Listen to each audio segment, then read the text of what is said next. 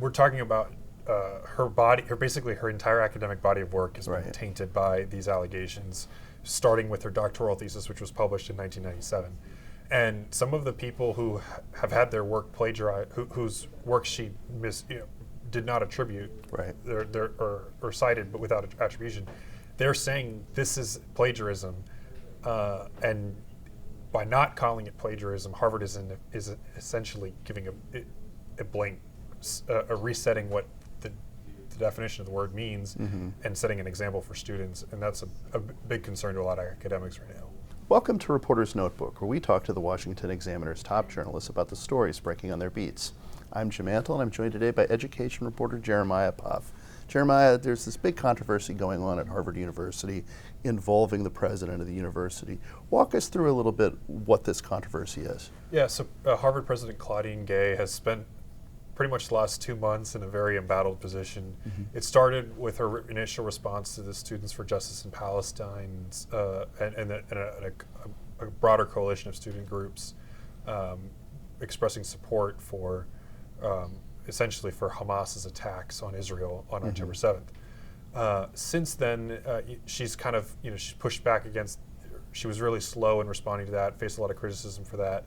And then about, at the beginning of December, she testified before the House Education and Workforce Committee on antisemitism, and in a very, now viral exchange, said that wouldn't say whether or not calling for the genocide of Jews was a violation of the code of conduct of the university.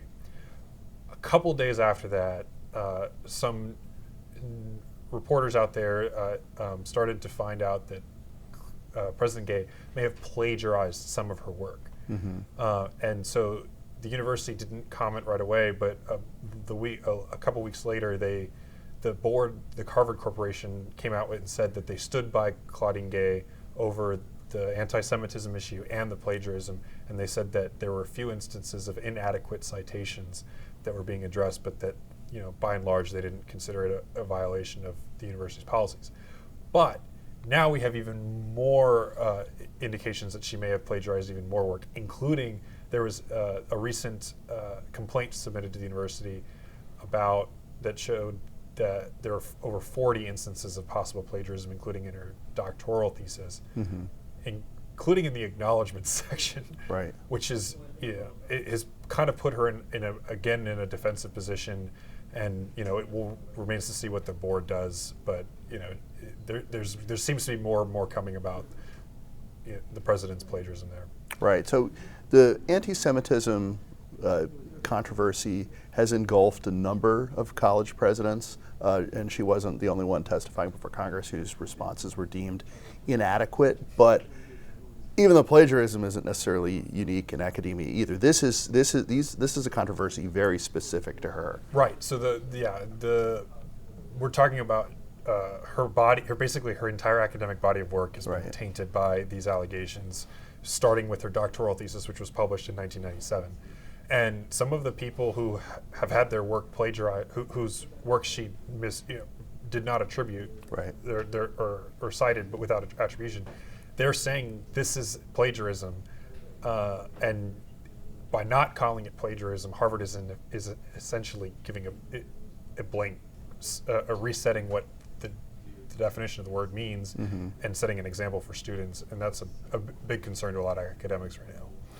Has anyone indicated whether if a student at Harvard did the same thing, whether these are considered just attribution, sloppiness, or actual plagiarism, would this run afoul of the code of conduct for students at Harvard? Well, it would seem that it would, and Harvard has actually been pretty severe in its punishment for students who plagiarize. They've expelled, I think in 2021 they expelled more than 24 students for plagiarism, and some years ago they had this big cheating scandal where students were kind of helping each other with their homework and then passing exam questions and whatnot, and they expelled more than 60 students just from that specific instance alone. So they have a track record of being pretty harsh on this. The Boston Globe editorial board recently said that Harvard needs to clarify this whether or not President Gay committed plagiarism or not, because a lot of universities and the education community at large looks to Harvard to set education standards. I mean, it's one of the most prestigious universities if in the not country. the most. Right, right. Well, we'll attribute all your answers to you properly. Thank you, Jeremiah. Thank you. You can read Jeremiah and the rest of our investigations team coverage at washingtonexaminer.com.